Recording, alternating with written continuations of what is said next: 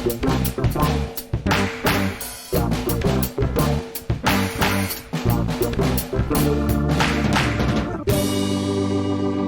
welcome to Star Wars Spelt Out. I'm your host, Josh Chapman, and today the isolation continues. So we've brought in a couple of my good buddies. We've got a two guest show, which we I don't think I've ever done a two guest show over the Skype before. Certainly had two people in the room before, but from that Geek Pod, Catherine Kneen, and from writing into podcasts and generally being a man about town, Matthew Thurbon. How you going, guys? Hey. Hey. How's the?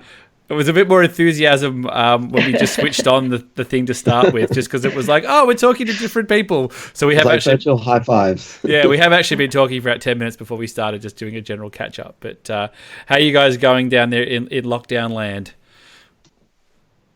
Yeah, it's okay. I'm on school holidays, so it's not feeling that weird, which is probably sounds weird to everyone else. That it's pretty normal. It hits me if I go to the shops, and when I think that this is comedy festival time and I should have seen Dilrook at least twice, if not three times by now. Just quickly before we get to you, Turbo, did Dilrook Jayasinger, comedian, people who's been on would not know he was a guest on Steel Wars. Did he shave his head on TikTok? Was that a joke, or did he really shave his head? It's shaved. Has he lost his mind in isolation? Has he? Yes. Should we be worried about poor old Dilrook? Should I be reaching out and seeing if he wants to guest on some podcasts? I was quite distressed when I saw him do it. Like, because he started with the right down the middle, from which there is no recovery. Yeah, the reverse. Yeah, Reverse mohawk. The reverse mohawk. That's the one. No, you guys have gotten that close yet, Turbo. You're in a different situation. You're a bit like me. You're in a house with kids, although your kids are a bit bigger. You haven't gotten close to shaving your head in. I've gone the opposite. I've gone the opposite. Since I've been in isolation, I've grown a grey beard, an old grey beard. Luckily, I had a haircut, 3 or 4 weeks ago, so it's still looking okay. Pretty schmick for where we are. Yeah. Yep. But in general, look, I'm just, both my wife and I have both got jobs, which is a plus. Mm-hmm. But yes, slowly going insane with juggling homeschooling and trying to get work done, and lots of Skype calls and Zoom calls with work, and drives you a bit batty. So. Yeah, I've only just been back at work. Good to talk to you guys. Yeah, well, I've only just been back at work. I started work again last week from parental leave, so I'm still just kind of like, oh, this is different. This is new. I get to close the door, and we're sort of the girls. We're still seeing the girls to childcare while it's still safe to do so. So we're getting a little bit of a break, which has been nice. But it's been all right. So it's been nice being able to do the podcast and stuff. So, I mean, the first thing that we should sort of start off with is I was going to see if you guys had got your Blu-ray, got your Rise of Skywalker Blu-rays. I haven't got the Blu-ray yet. I've bought the digital. I've been buying all sorts of things. I've bought a desk. I bought a printer. I bought a doorbell. But I haven't bought the Blu-rays yet. But yeah, I got the digital copy, and that was my Saturday afternoon. Oh, nice. How about you, Matt? Yeah, I generally go for a walk about once a day, and I happened to sneak into JV Hi-Fi and and gave you guys the hot tip that it was out a couple of days early. So I picked that up pretty early on, actually, about 3 or 4 days before it was due out in store. Yeah, that doesn't feel as like.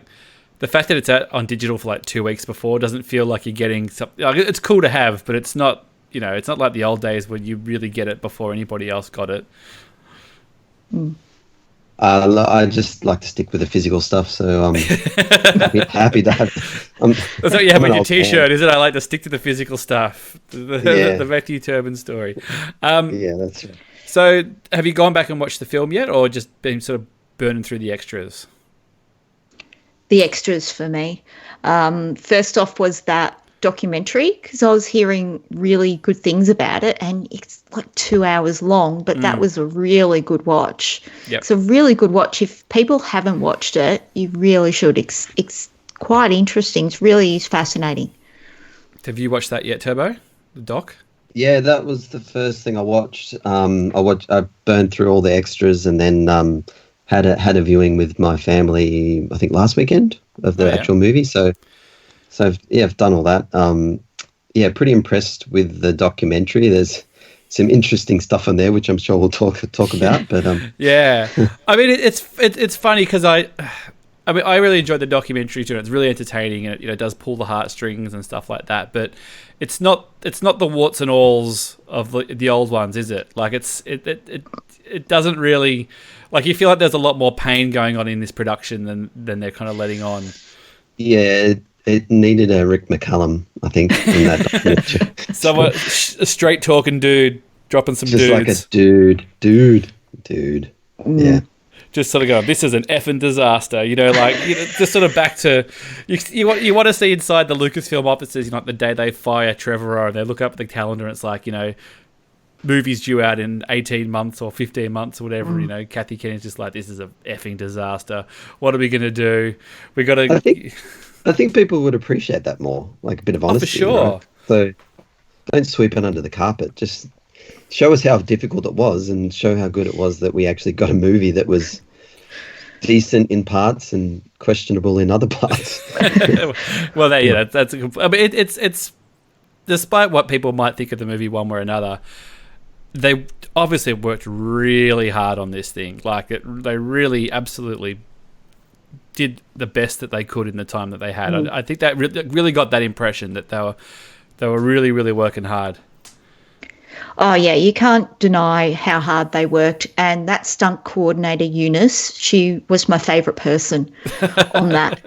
She was brilliant. And I was impressed when they showed how they were doing the whatchamacallit, when the chase during...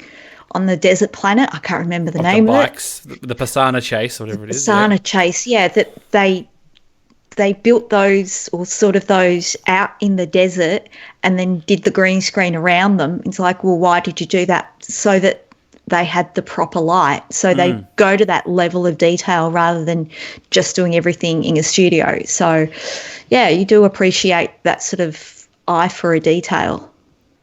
I just wanted a little bit more. Well, we're really up against this. Is this even going to work? That's not coming out yet. No, there was a bit of that when Chris Terrio and JJ were talking about the MacGuffin, I guess, trying to figure out how the MacGuffin's going to work, and what there was a bit of that there where I was like, they're really just like playing it by ear here, and there was a lot of like on the fly, like they had all these props and stuff, and just going, oh, maybe they could do, and then she could just hold it up at the thing and just like, geez, you're just sort of talking about this on the spot. It's sort of, it makes you kind of wonder what this script was when they just started, whether it was just really kind of bare bones or just kind of, because so much of that like first half of that movie is very like, it's like a video game where to go to here and get the thing and get the next thing and get the next thing. It just, like, they kind of just laying the tracks down, weren't they? Yeah. Yeah, very much so. Back to Eunice, the stunt coordinator. I think Josh is good with accents, but was that a Liverpudlian accent? I was just thinking about that. I'd have to watch the clip again. I've got it in front of me. I certainly, when I heard it, I recognised it. As in, I went, oh, it's a Manchester accent, or she's a Scouser, or she's a Manc, or she's a Cockney, or whatever like that. But yeah, it's one of those. But it's. I mean, if you haven't watched it yet, Eunice, do you want to give a little description of who Eunice is, Catherine? Since you've been a little taken with her. She's like this sort of little firecracker of a. A firecracker is a great word. Very excitable. Expresses things fully with her body and her face. She's me. I can see Catherine waving her arms around. Like, so this isn't the video version, but Catherine is sort of gesturing the moves that Eunice was doing. Yeah, she was great. She's so enthusiastic, and you could really feel her enthusiasm for for a job and what she was doing, and everyone was feeding off her enthusiasm on the set. So she was great. It was great to see a female stunt coordinator also. It was quite an interesting bit where they do Rey jumping across sort of the chasm at the start when she's doing her training with Leia, and they've kind of got this little ramp or sort of elevation that they get Daisy Ridley to run over, and and she's sort of giving Daisy Ridley instructions and just like, you really got to do this. And it's kind of funny, Daisy really kind of does it, and does the jump on the first one, and you kind of look at Eunice's face and she doesn't quite nail it, and she's just sort of like, she kind of finds a way to be like, yeah, you haven't quite done that one, haven't quite nailed it that time. I like the look of her, but she's watching the camera replay or through the camera, and she's like moving around and like, she's like part of the scene. But she's kind of just doing it as well, just like, Yeah. And then when she jumps over, she's like, yes, that's the one, that's the one, you've got it, you can sort of see Daisy really sort of just takes it up a notch, and she's sort of like throwing herself over the thing. So I think the Leia stuff is probably the most emotional stuff to watch. I think probably in the doc, especially probably the stuff with Billy Lord as well. It does. I mean, they always kind of said all along that Billy Lord was really up for them to bring Leia back and all that kind of stuff like that. But it did kind of make all that stuff sit a little bit better, I suppose. Just kind of like, she really was in on it and was quite involved, and then even got to play Leia in the flashback as well. Yeah, that was probably the probably the most emotional bit. The one that Meg gave me the feels, if you like. I don't get the feels very often, but that was melted your cold heart there, did it, Turbo? Yeah. Did anything else in that sort of surprise you, sort of just watching it in general? Like, was it just sort of I didn't really expect either they would show that, or they did that, or I can't believe that they did that. Like, a couple of the sets surprised me that they built so much of it. There was a few of them off the top of my head that, like, maybe even like the Tantive 4, and there's a few other really big sets of like, the deck that they run the horses across, and they've built this. It's like, hundreds of meters long. It's like, yeah. The thing that I quite liked was I think it was Bubba Frick's workshop, so the detail in the behind the scenes to that, and also the bar. I think it was the bar that John Williams was in as well. There was lots of detail around that as well. All the little items that they had were all related to a John Williams Oscar nomination or something, wasn't it? Yeah. And there was also like a bad robot model in the background. I don't know if you saw that, like a bad robot. Yep. You go, mate. No, I was going to say the Bubba Frick scene, I guess, was probably my favourite. I don't know the voice actor's name, but she plays Moaning Myrtle in she plays like a 14-year-old in that film, and she must be. I mean, I know, Chamber of Secrets or something. Yeah, like So I mean, she must have been way over than that when she played the thing, but she's just got that amazing sort of childlike voice, and it's quite cool because she was actually like puppeteering. They sort of taught her to puppeteer while she was doing the voice. Yeah, so that was cool to see her doing that and being on set, providing the voice while they're doing the scene. So it adds that level of authenticity or spontaneity to the scene with her being there rather than voicing it in later. Yeah, I mean, I could have watched that Babu Frick stuff all day, really. Like the fact that he had like the little rods on his little arms, and that was quite cool. And it seemed like that he was all, because there was a bit where they showed when they fall down into the cave and they've got the snake, and then they built like a snake, and then they go, we ended up just replacing all that digitally anyway. But it really helped the actors to have that snake there. But you have a feeling that they were like, this snake's pretty good, but it might be a little bit ropey on screen. I'm surprised they didn't do like a green snake. They could. It must have been hard to go over the snake if it was a real snake. Like, I was expecting like a green screen kind of snake that they could react. Well, I feel like that's why they were like, we're going to do this practically, and then once they got it, they went, it doesn't quite, you know what I mean? Like, it doesn't quite do everything. Let's just paint over the top of it. But was it 100% replaced, or did they just augment it? I'm not too sure. I think I saw a scene or two where it showed like that rubbery latexy kind of texture that yeah, it looked a bit like jabberish. Yeah, right. But yeah, I'm sure there was Yabba.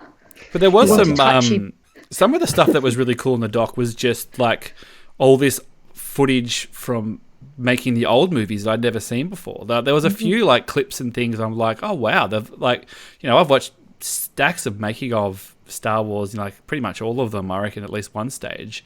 And there were like, footage rolling on Return of the Jedi and Empire behind the scenes and stuff. And I'm going like, wow, I've never seen any of that before. That was quite cool.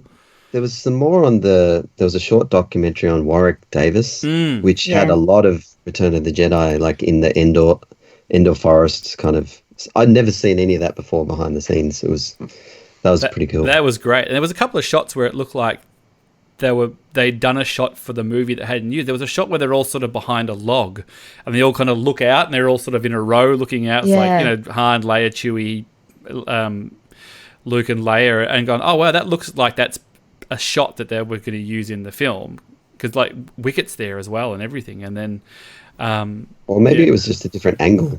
I think everything just looked the same, but a different angle to me. But yeah. There's that amazing footage at the end where all the cast are just like, oh, well, Warwick, thanks for your time. And he's like, oh, thank you, guys. And he shakes the hand of Harrison Ford. And then he just kind of like walks off and like little, 10 or 11-year-old Warwick Davis. Yeah, I kind of feel like, geez, I wish we had a little bit more Ewok action in Rise of Skywalker now, like, rather than that one shot. Yeah, you wonder if there were more scenes, maybe, surely. Well, like, to get him back for that scene, just that one scene, it doesn't seem worth it. Yeah.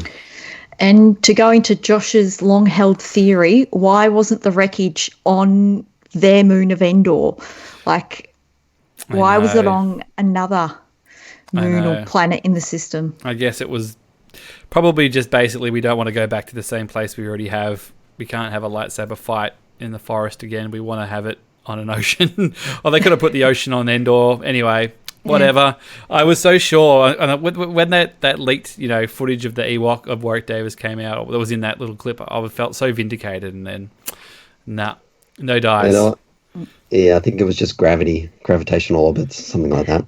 It's probably in that book. I don't know. Have you guys read the book yet? Or no. The novel? No. Apparently the novel does a lot of like taping up the seams, sort of explaining why things are the way that they are a little bit, but I haven't got to it yet. Who's got time, really? Yeah, my shipment's delayed. It's like, you won't receive this till June, because I stupidly ordered the hardcover, and I may just download Audible or something in the meantime. It'll just go straight on the shelf as soon as when it gets exactly. Well, the physical media Turbo likes it physical. So now let's just pivot a little bit. Now, I don't know the exact date. I might be a little bit off, but I feel like I'm not too far away. But it feels like it's pretty much a year ago that we were in Chicago for Star Wars Celebration. Yeah. Is that right? I think Facebook memories are starting to pop up. Yeah. Well, there was a little thread that went on amongst of our friends in Twitter where I can't remember how it happened. I think somebody put a photo of somebody with King Tom at Celebration, and I replied with a photo of King Tom, and everybody started putting their photos of King Tom up, and then it was basically turned into putting your photos of Celebration up. And it became a little bit of a cathartic exercise of all sort of the people that we know in this community of, I think it might have been Emily or Cantor, Dyad or Brittany started it off. Yeah. Good times. It sort of sparked a bit of a like, let's remember the good times, but I feel like it was also a little bit of like, yeah, it's not looking like we're going to see each other this year. Yeah, and the stuff that Claire posted about what's happening at McCormick Place with all the emergency beds, and it's pretty depressing. What's going on? Yeah, I saw a quick clip on the news tonight that was in McCormick Place. I was like, oh, I know that place. Like, okay, that's where the pretzel stand was, and that's But I just looked it up, and we went into our Airbnb on the 10th of April. So that's pretty much a year. Wow, yeah. So it would have been, do you gain a day, do you lose a day? But roughly, yeah, would have been flying out because I arrived back on Easter Sunday after celebration, and it's Easter Sunday here, so I got back just in time for the Easter. Did I get back for the Easter egg hunt? I feel like I might have missed the Easter egg hunt last year, but I'm definitely home for it this year. The Easter Bunny is still in operation, essential service. Yep. But, so yeah, I mean, so it was very nice to sort of sit back and think about celebration now. Like, we've talked about it so much. Is there stuff that sort of you think about now that you think about a year on, or different things that come up, or does it sort of feel like the same stuff, or you sort of look at it even more differently a year on? Oh, there's a lot there. Sorry, it's a loaded question. Yeah. Yeah, it's that meeting the friends and, so, on those threads on Twitter, what people were posting were photos all of people. It was meeting people. It wasn't, the props or being behind the scenes, seeing the trailer. It was just of the people. Mm-hmm. And that's the greatest thing about, the celebration last year and what I was looking forward to. That's what I was going over there for. Yep. How about you, Turbo? Yeah, exactly the same. I guess what I was thinking was that was my first celebration, and thinking back to 6 months before that, thinking, I really want to go to this. Should I go? Trying to debate, the pros and cons to my wife and family that whether I should go or not. And it was almost like setting up a business case. I should do this and this and that. But sit them down with a little PowerPoint presentation. And pretty much, yeah. And I'm so glad that I was able to go. Obviously, in hindsight, that I was able to go and meet everyone that I did meet and have such a good time with you guys. It's one of those things where in life you sort of go, you got to take each opportunity and as it comes. And I'm kind of like, from this point forward, I'm like, I've got to do it because you never know what's going to happen later down the track. So, that's my philosophy. It's like, as long as your family's okay with it, just try and do everything that you can do while you can do it, while we're all still healthy and alive, I guess. Now, you a little bit of context, if you don't know about Turbo, is that he loves to leave things to the last minute. We basically got the absolute polar opposites here. We've got the Ray and Kylo, the Dyad here, the two sides of one coin here. Completely. Actually, this should be the episode title, The Dyad, with Catherine, because we've basically got the world's most meticulous planner. Dot the T's, dot the I's, cross the T's. Got the itineraries. Let's make sure everything is cool. And then you've got, Mister, I'll figure it out. It'll be right on the night. I'll get there. No worries. Matthew Thurbon here. So, it worked out. It works out well for the way that you guys do it, regardless. Like you got your way, Catherine. You got your way, Turbo. Seems to work out all right in the end. But no amount of planning or non-planning, can really predict for this one. So. Yeah. I haven't deleted the Google Doc. It's still on there. Well, I feel like change the date till. Well, this is the thing. Like, I feel personally that it almost makes me more determined to go more than anything else. I think rather than. I don't want to give it up. I know sort of, there are some people that we know who are sort of like, I don't think it's going to happen. It's going to be too hard, or it may not happen, or going to get my refunds, or start cancelling stuff. And I'm just sort of like, nah, like it's got to happen. I think for friends in America and stuff, it's not as much of a big deal to sort of get there. I know they've got to travel and stuff, but we sort of got the impression we were there. Like, people go for the few days and they go back to work and stuff. Like it's a mission for us to come from Australia, but does it make you guys more determined to make sure it happens, or refusing to give up? I was like, I'll find it the day before and I'll just go. No, look, I'm usually pretty optimistic, but I think in this case, I think the best option would be to postpone it. I don't want a refund. I basically want the same thing just to happen, 6 or 9 months. Oh yeah. Look, I'm not saying that I'm not saying that if the doors are open at the end of August, in America and like, you know, the whole thing is still going off, I'm just like, oh look, I'll just I'll wrap my beanie around my head and I'll go in a hazmat suit and I'll go, because that's madness. Yeah, like as long as it's safe to go and it's all clear, and it will probably, you know, be probably this time next year, I reckon they'll be looking at. Because Yes. I don't think we'll be allowed in the countries at that stage. So like my brother-in-law and my sister are both Qantas employees, or so far, but they've been stood down until the end of May at minimum. Yep. So my brother-in-law is international flights as well. So he's, even though I'm optimistic, he's like, no, it's not going to happen, mate.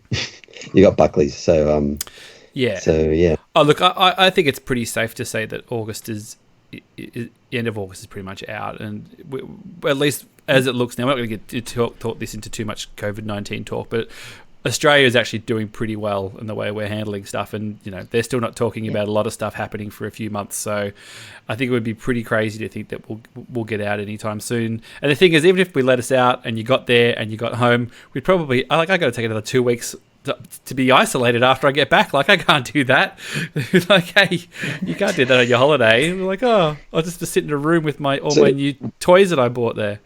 I'm looking on the bright side with this. I don't have a lot of leave because I started a new job a year ago.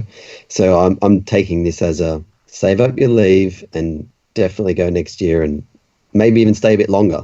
Because last time I sort of flew in, flew out, didn't have a chance to see much. So I'm looking on the bright side.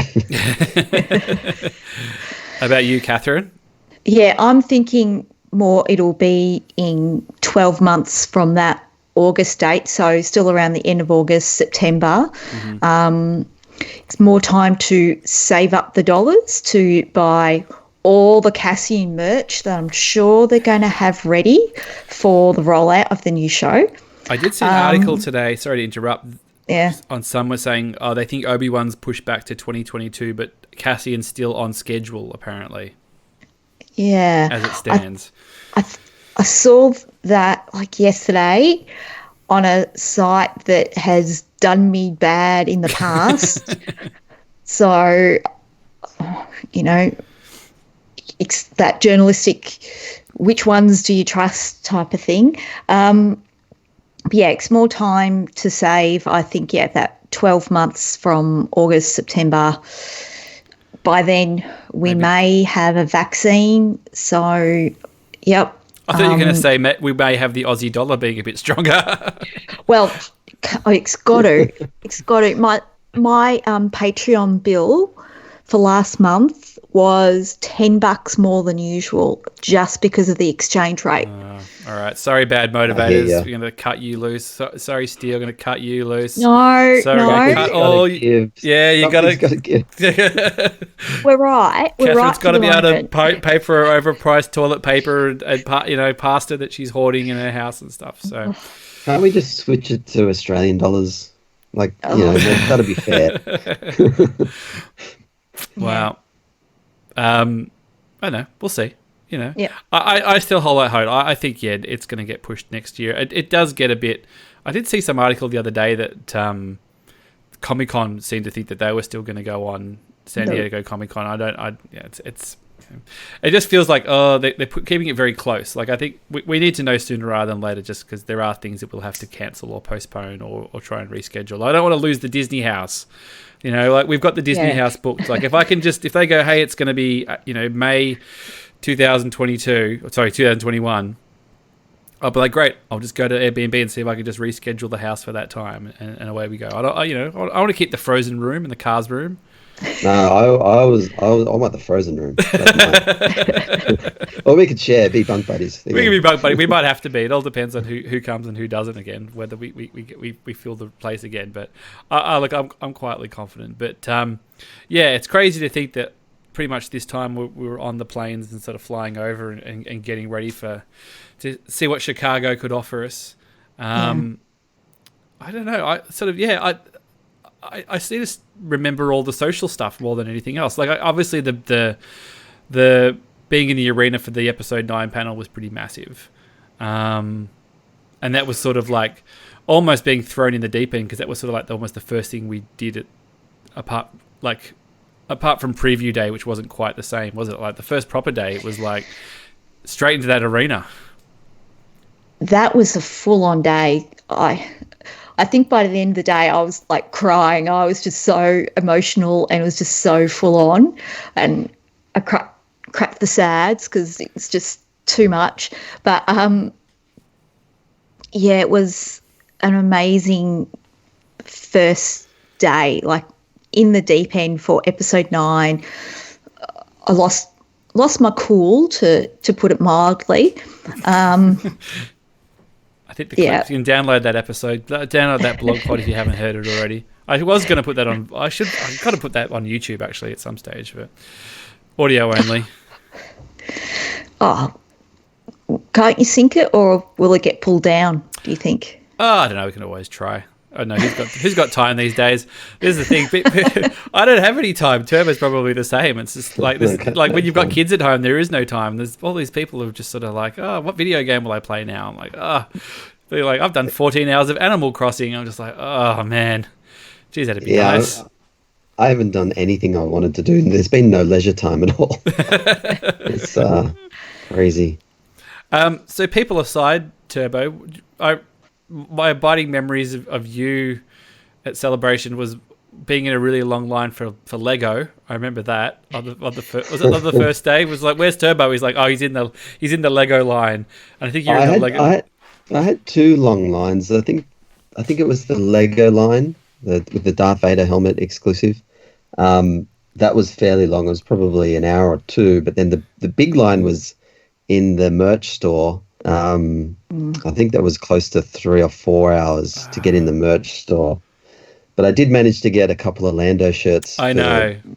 For you and Andy. So before they sold out the next day. So no, I'm eternally grateful because I didn't go to the store until like 4 o'clock on the last day, and I just wandered in because there was, and I just picked off the scraps of what were left. I got like a Luke Skywalker T-shirt and one of those stuffed crystal fox things that my youngest daughter has all of a sudden become really attached to. So finally, I bought it for her a year ago when she was 3 months old and wasn't interested. Now she's getting a bit bigger. She loves it. So money well spent.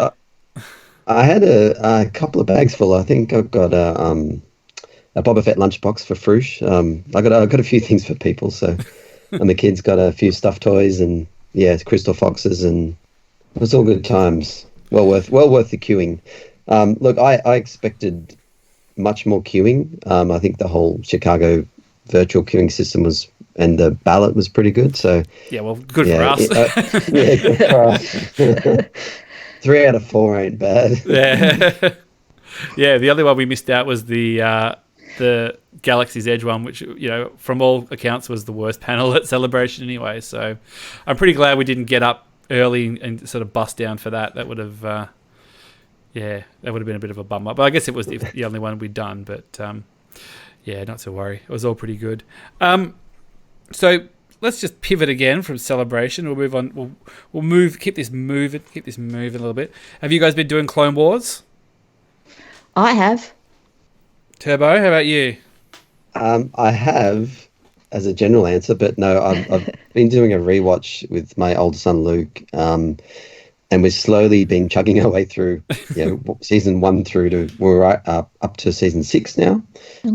So I think the second episode of season 6. So he didn't want to start watching season 7 because he completely forgot about what happened. So I'm like, okay, I'll abide by that. So I haven't watched any of season 7. So is this one of your is this one of your lockdown activities? Is it where you just like, here's something for a little? I get a little something out of this at least.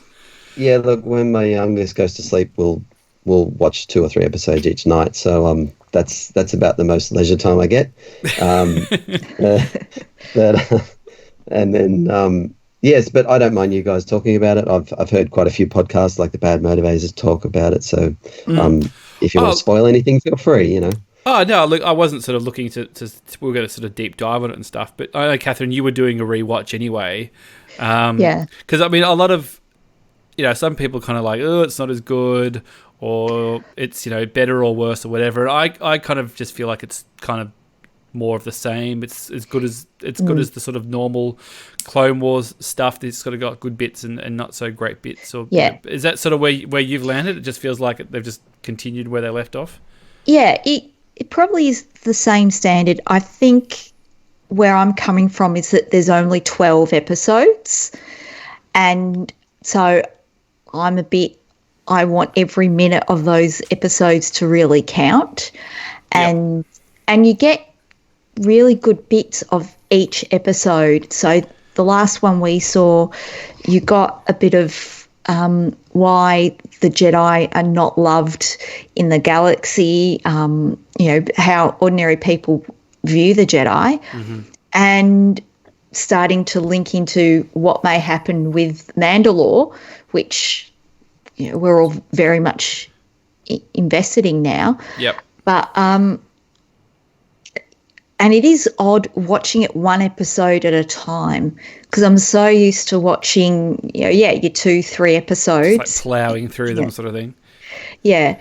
But I think the biggest thing for me is that there's only the 12 episodes. Yeah. So I think I wanted them not so much better, but to feel more important, like drawing everything to a close. Well, this was like pretty much the exact same conversations that we had about The Mandalorian, of just sort of like, hey, there's only like 8 episodes. They're only, and especially when we found out they're only, between sort of 35 and 45 minutes. There was a lot of like, I don't want to waste time. Like, I don't want any shoe leather. Like, I don't want to, why are we wasting time with this stupid young bounty hunter on Tatooine, or those sort of middle episodes where it sort of sagged a little bit. There was a lot of like, why are we? There's only 7 or 8 episodes here. Why are we wasting time on this? Why are we? And it feels like it's a bit of this as well. Of, hey, you brought this thing back.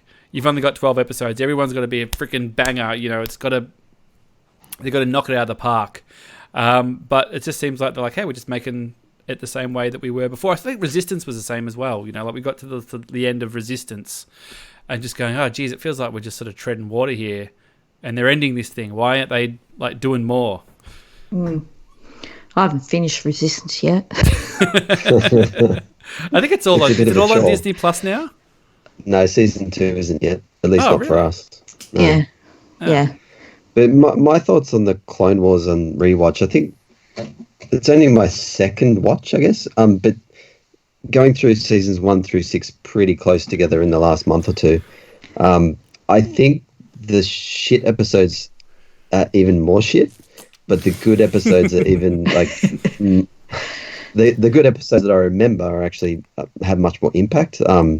Like the good ones being, I never really connected with Ahsoka first time around. I'm just sort of, went along with it. But the end of season 5 where she walks away, that actually hit me, right? And then looking at the shit episodes, you've got, who's that shark guy, shark face guy. They were such a chore to get through. So I think if I ever watch it again, I'll have to note down all the ones that I liked and had some sort of emotional impact, because for me, Star Wars is about just a feeling. It's not about plot or, too much characters. It's just a feeling. So for the episodes that give me feeling, they're the ones I want to see again. So is Ahsoka? I have watched them all, but I don't remember. Does Ahsoka turn up in season 6 at all? No. So this is the last time season. Obviously, you already know this. She turns up obviously in this. So that's the last time you see her. Like season 6, she's not in it at all, and then so she's walking away, and then she's on her bike, and that's the next time we see her, basically. That's right. Yeah. Because season 6 is the Lost missions, is it? So about 12 episodes or so. It's half of what they were producing for the next season. Yeah. So they would have done those 3 arcs or whatever it is, and then gone into Bad Batch. Of what we're getting now, yep. And what we're getting now. Yeah, so really it's a bit of a 6A, 6B situation rather than 2 full seasons.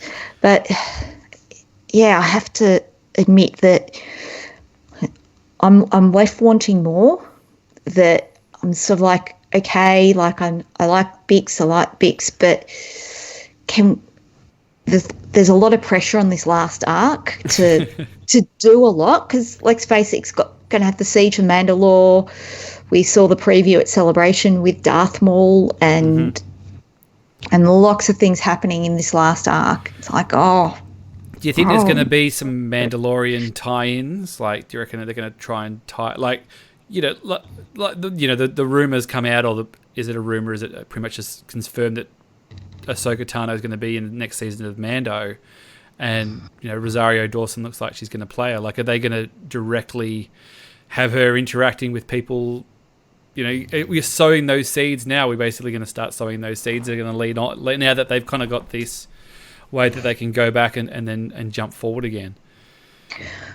Well, there was a cameo of a couple of characters that we may know from Rebels in that last Clone Wars episode, which links us to Mandalore.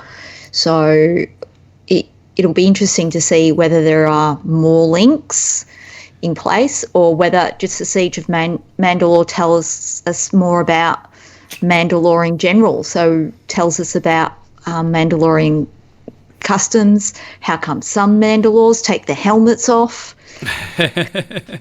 And why the really handsome ones refuse to take their helmets off. Yes. Have you gone back to Mandalorian at all, you guys? Like, since you've watched it? Have you done a rewatch or anything, or...? Not a complete rewatch, just cherry-picked a few episodes, the ones that I enjoyed. Yeah. I really liked the final episode, Taika Waititi, so I've watched that a couple of times. I'm in a bit of a Taika phase. I've gone back and watched What We Do in the Shadows and Jojo Rabbit, and he's brilliant. So I'm keen to see if he does any more next season. I don't know if that's been announced at all. I don't know who's directing.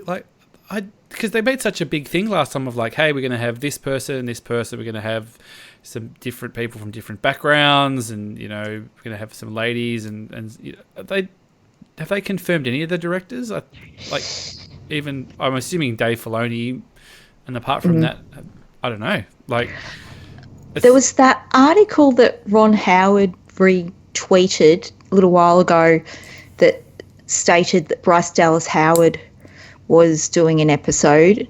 Yep. But not really confirmed.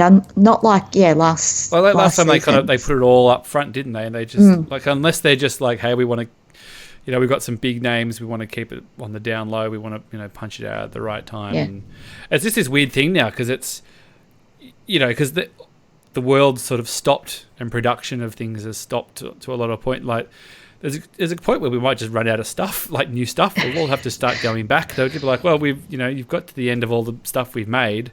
We'll be chomping for Mandalorian season 2, but then like we said, we're hoping that they'll get the Cassian out the door as well, and all that stuff, and we won't have too many gaps. But they're always saying, oh, maybe some of the Marvel shows will get pushed back as well. So, say that for the Marvel podcast.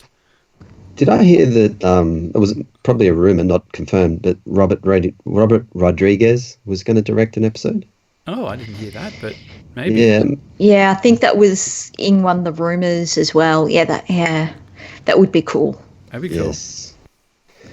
Maybe a Tarantino episode. God.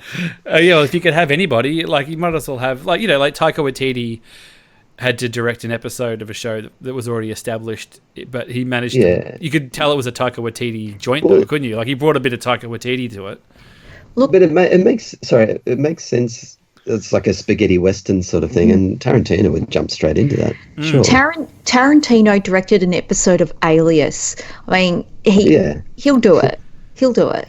Didn't he? There we go. We just started a rumor. We started a rumor. All right, come on, freaking comicbook.com or whatever that, the dredging the bottom of the internet rumor mill and stuff. Look, we'll just have to wait and see, I suppose. Now, before we wrap this and send this home, did you guys get the 4K box set? Is that something that interests you on those DVD, like that huge mother of the DVD box set thing? Does it? Cause I kind of looked at it and went, because I think it's like $400 or something here in Australia. Like I kind of went, I've got the Blu-rays and I've got the 4Ks of the newer films and I've got Disney Plus. I didn't really. Did it feel like something that you guys really needed on your shelf at the moment? Like you said, you're the physical copy guy, Turbo. Can you resist or? I can resist because I would only buy it if there was something substantial extra on it, and it doesn't seem to be any. Not that I know of. There's no extra exclusive documentaries or anything. And I've seen the packaging is quite a bit dodgy as well. At least the artwork's great, but I think the actual physical packaging has issues. Yeah. So like, I'll probably just hold off. And one of the things I was collecting, which has kind of stopped, is the Japanese release these exclusive box sets. So it's like a huge box for each film, like at least the sequels.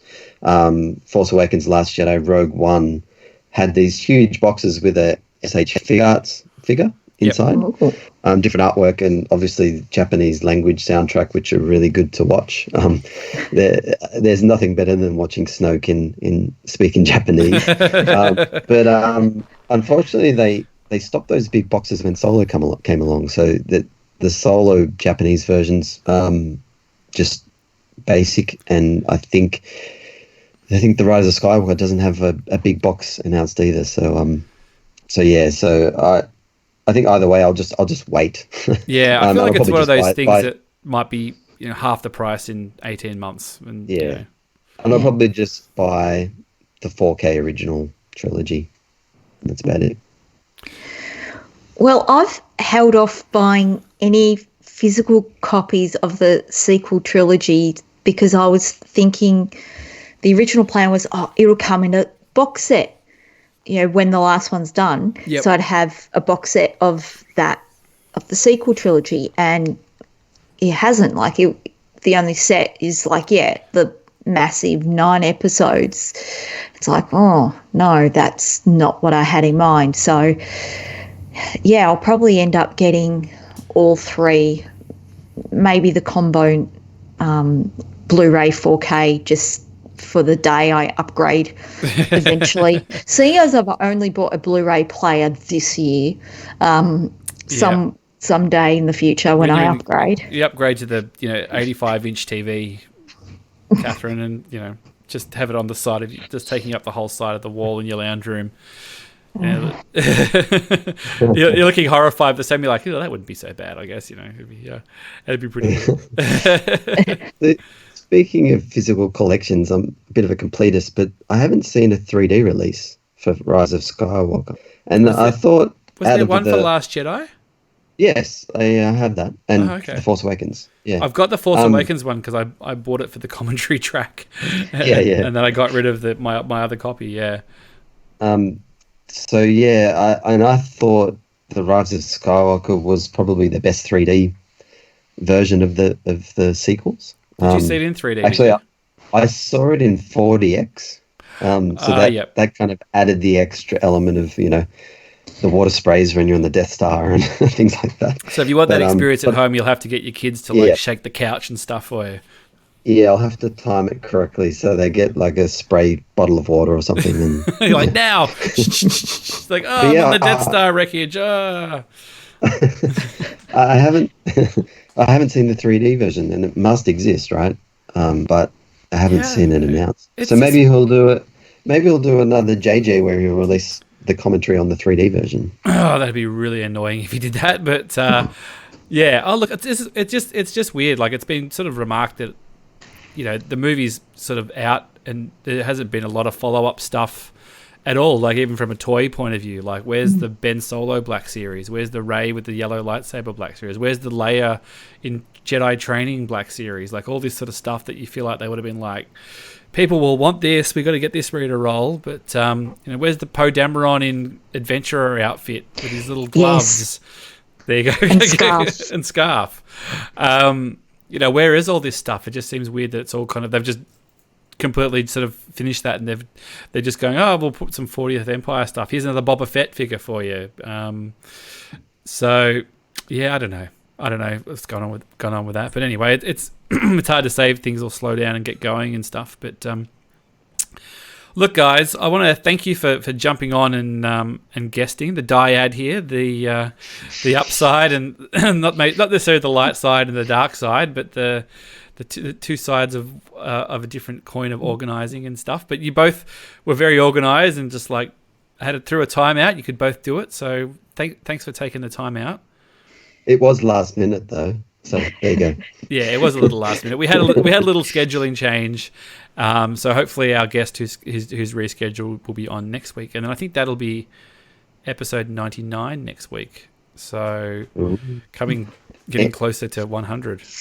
Any plans for 100? There is a guest that has confirmed on sort of DMs that they're going to do it, but haven't scheduled a time, which I should probably really do considering it's coming up. So hopefully that works out, and if not, then maybe I'll be messaging you guys again, just saying come back on for 100, and we'll pick up where we left off. Woo woo! Yeah, we'll get a cake or something. I'll crew you a cake. We should get every guest that's been on before all at once. All at once, yeah. Just like a chat of. It'd be interesting to do a little tally actually to figure out how many different guests I've actually had on. Like I think Catherine is the record holder for being on the most, probably almost definitely. But I'd have to check. This is probably my third, maybe. I don't know. Yeah, so I'd have to check and see how many different guests we've had, because but to get close to 100, you do start cutting, doing a few laps, start bringing back people again who want to come back on. So, all right, Catherine. That Geek Pod still in operation? Yes. I had a pause while I, sort out, your life from home. My life, yeah.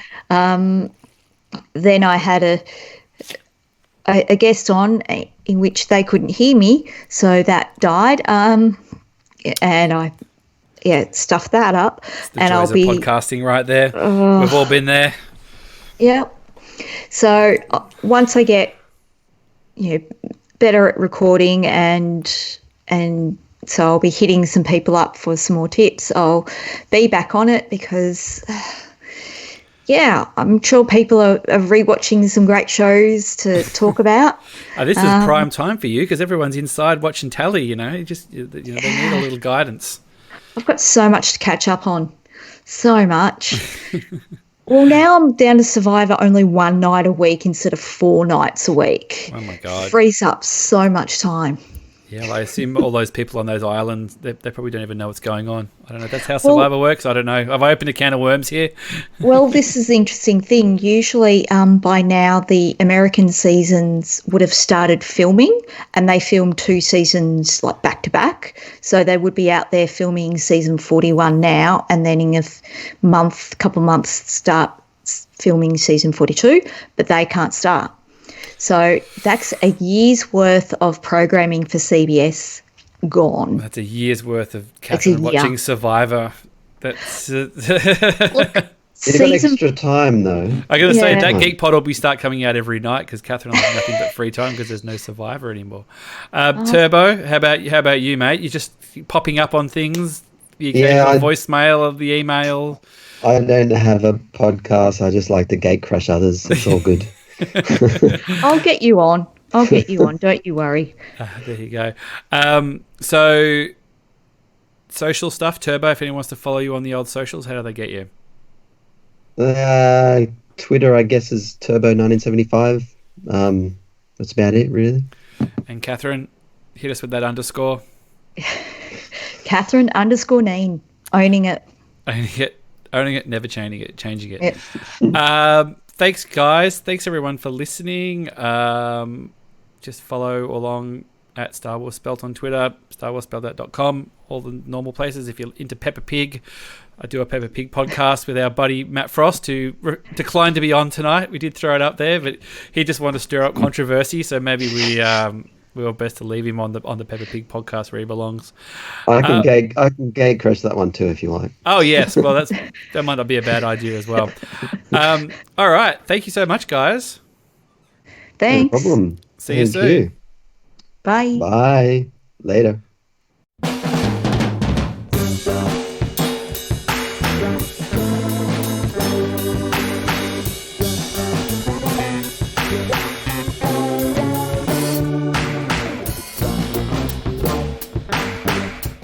Bye.